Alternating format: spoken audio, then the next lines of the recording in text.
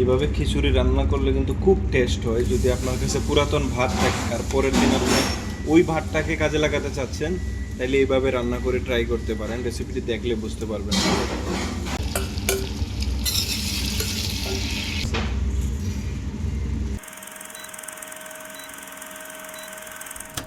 আজকে এমন এক খিচুড়ি তৈরি করব, এই যে এখানে এক পিস চিকেনকে ছোট ছোট করে কাইটা তারপরে ফ্রাই করে নিচ্ছি, কারণ চিকেন এভাবে ভাল লাগে না, তাই এটাকে একটু ফ্রাই করে নিয়ে তারপরে পাকাবো। বাকি এখানে রেডি হচ্ছে। এখানে আছে পেঁয়াজ মরিচ, এখানে আছে রসুন, তারপরে হচ্ছে এখানে টমেটো কাটা হচ্ছে, এখানে আছে আলু এবং গাজর, সবগুলো দিয়েই হবে। আর এই হচ্ছে ডাল ধুয়ে রাখা হয়েছে, 250 গ্রাম ডাল। আর বুদ্ধিটা হচ্ছে এইটা, যেমন এই ভাতটা কেউ এখন খাবে না কালকের, এইটা দিয়ে আমরা তৈরি করবো। এটাকে এখন পানি দিয়ে আবার ধুয়ে নিব। ফ্রিজে রাখার কারণে এগুলো আবার চাউলের মতো হয়ে গেছে, দেখতে পাচ্ছেন আপনারা, মনে হচ্ছে যেমন চাউল। তো এটা দিয়ে আমরা কাজটা সারবো, তো এটা আমাদের জন্য খাওয়ার জন্য। এই কারণে চিকেনটা আমার ফ্রাই হয়ে গেছে, এখন অপচয় করব না, আমরা এই তেলটা ইউজ করার চেষ্টা করতেছি। আরও হচ্ছে এটা হচ্ছে olive oil, so extra virgin olive oil, চিন্তার কিছু নেই, খাওয়া যাচ্ছে। চিকেনটা এখানে রেখে দিলাম। এখন এই অলিভ অয়েলের মধ্যে ফার্স্ট আমি দিয়ে নিব রসুন,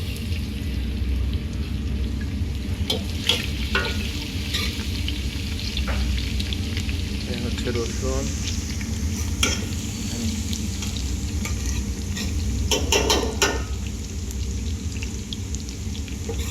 রসুনটা দেওয়ার পর দিচ্ছি এখন পেঁয়াজ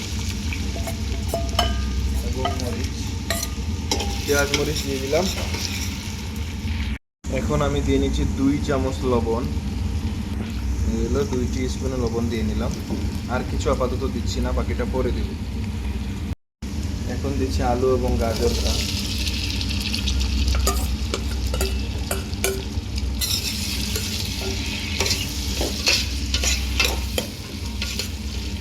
ওই সাথে দিয়ে নেব টমেটো, হচ্ছে 2টা টমেটো কাটা ছিল একই সাইজে কিউব করা, সেটা দিয়ে নিলাম।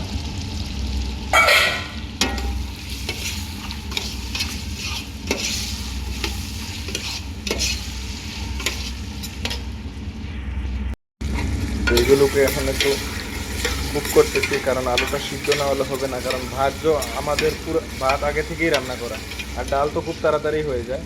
এবং সাথে আমি একটু এলাচি এবং লং দিয়ে নিচ্ছি, বাকি তেজপাতাও দেওয়া যায়, তারপরে এলাচি দেওয়া যায়, গোলমরিচ দেওয়া যায়। ওইগুলা আসলে আমি খাই না, সেই কারণে আমি দিচ্ছি না।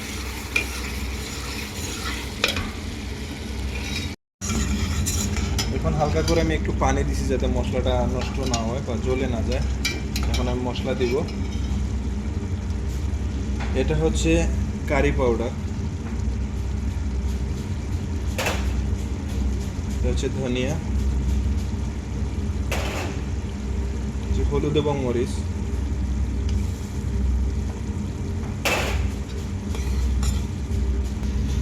এই হচ্ছে জিরার গুঁড়া।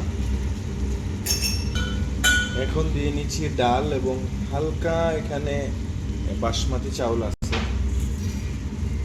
আমরা ভাত দিয়ে রান্না করব, আর এখানে হালকা একটু বাসমতি চাউল দিয়েছি একটু ঘ্রাণ হওয়ার জন্য।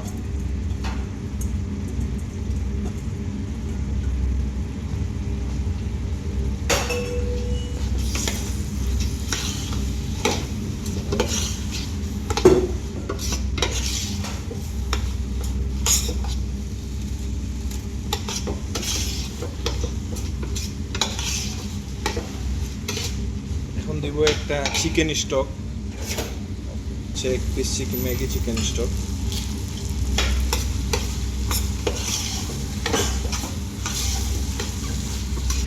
নিচে লেগে যাচ্ছে, তাই এখন একটু পানি দিয়ে নিচ্ছি, গরম করা পানি দিলাম। তারপর আরেকটু সময় কুক করবো, তারপর ভাতটা ঢেলে দেবো এখানে। বাকি যেই পানিটুকু গরম করেছি সেটাও দিয়ে নিচ্ছি।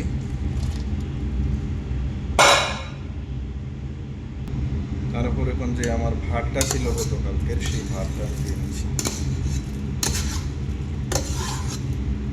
এই চাউলটা কিন্তু অনেক শক্ত, যে সোনামাসুরি চাউল আছে যারা চেনেন, সেটা অনেক শক্ত।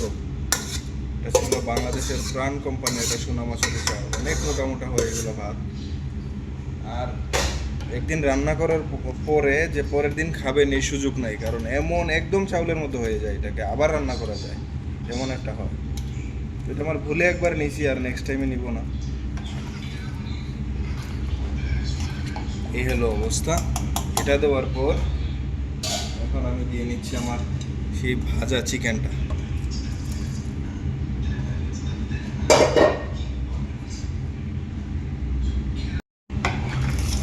চিকেনটা দিয়ে দিয়ে নিচ্ছি। এতগুলো বানানোর কারণ হচ্ছে এটা কাস্টমারের জন্য না, আমাদের স্টাফ 6-7 জন আছে, তো সবাই খাওয়া শুরু করলে এগুলো থাকবে না আসলে।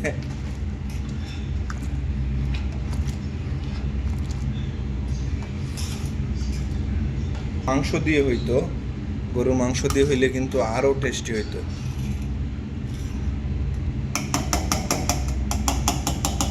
এখন আমি জাস্ট এটাকে 5 মিনিট একটু ঢেকে রাখবো, বেশি সময় লাগবে না, কারণ ডাইল আমাদের হয়ে গেছে, চাউল আগে থেকে রান্না। সো 5 মিনিট সময় দিচ্ছি আমি, দেখি তারপর।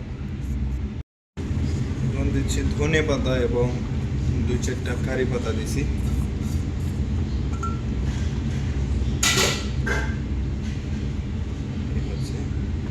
আমাদের এখন বন্ধ করে দিব চুলা, 2-4 মিনিট বন্ধ রাখলেই হয়ে যাবে। এই যে এই হচ্ছে অবস্থা।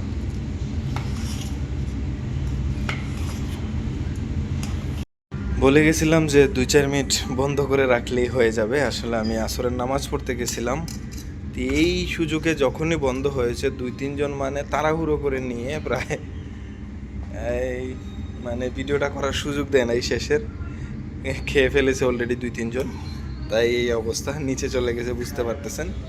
তো এখন আমিও খাবো, রিভিউটা দেখাচ্ছি কীরকম লাগছে, আপনারা বুঝতে পারবেন আসলে এটার টেস্টটা কেমন হয়েছে। রিয়েল টেস্ট করার জন্য তো অবশ্যই বানিয়ে দেখতে হবে। আর যদি ভিডিওটি ভালো লাগে তাহলে লাইক শেয়ার করতে বলবেন না।